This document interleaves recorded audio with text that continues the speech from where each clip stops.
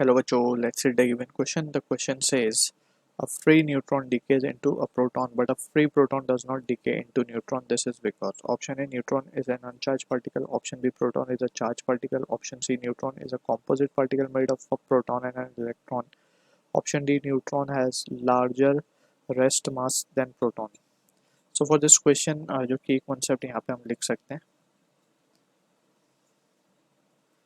that is the concept of mass energy equivalence. Mass energy equivalence, that is given by Einstein equation, that is E equals to delta m c square. ठीक है, where delta m is nothing but it is known as the mass defect. अब यहाँ पे जैसे हमने लिखा है कि मास एनर्जी इक्विवेलेंस, सो हमें पता है कि जब भी एक पार्टिकल दूसरे पार्टिकल में कन्वर्ट होता है, so there is a difference in mass. ठीक है, एंड वो मास कन्वर्ट होता है एनर्जी के अंदर.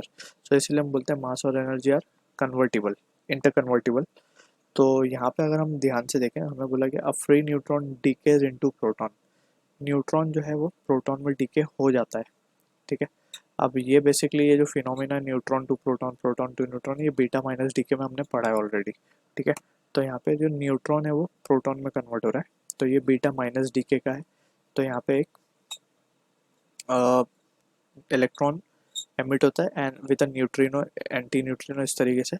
एंड ऑल्सो वी नो कि proton gets converted into neutron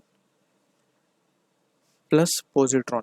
ठीक है, ये फिनोमेना एक्चुअली न्यूक्लियस के अंदर पॉसिबल है, जिसमें beta minus beta plus D के हम पढ़ते हैं. ये बीटा माइनस डी के पढ़ते हैं, ये बीटा प्लस डी के पढ़ते हैं, लेकिन फ्री इलेक्ट्रॉन और free proton and free neutron की बात हो रही है.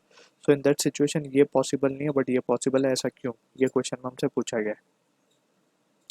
ठीक है, तो सबसे पहले हमें ये समझना होगा जो मास ऑफ न्यूट्रॉन है वो स्लाइटली ज़्यादा है मास ऑफ प्रोटॉन से. ठीक है ना, बट ज़्यादा है. तो हम बोल सकते हैं mass of proton is more then mass of neutron is more then mass of proton. तो वी कैन से न्यूट्रॉन अगर प्रोटॉन में कन्वर्ट होता है, ठीक है, तो इट इज़ पॉसिबल. क्यों पॉसिबल, क्योंकि हमने जैसे डिस्कस किया मास एनर्जी इक्विवेलेंस में कि कुछ मास का हिस्सा एनर्जी में कन्वर्ट होता है.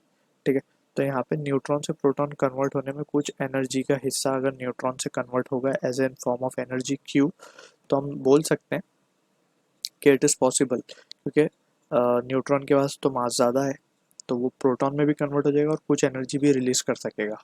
ठीक है, बट प्रोटॉन का मास कम है क्योंकि न्यूट्रॉन से, so it is actually not possible. ये न्यूक्लियस के अंदर पॉसिबल है, जहाँ पे हम बीटा प्लस बीटा डी के माइनस पढ़ते हैं, लेकिन ये फ्री प्रोटॉन और फ्री न्यूट्रॉन की बात हो रही है. तो फ्री प्रोटॉन न्यूट्रॉन में कन्वर्ट नहीं हो सकता क्योंकि इसका मास कम है. ठीक है ना, रेस्ट मास की बात हो रही है एंड नॉट द रिलेटिविस्टिक मास, जो कि मोशन के दौरान हमें पता है मास बढ़ता है. ठीक है, तो यहाँ पे जो फॉर्मूला जो हमने लिखा है that is for the rest mass. So option D will be the correct answer. Neutron has larger mass compare to that of proton. So I hope you understood the solution. All the best.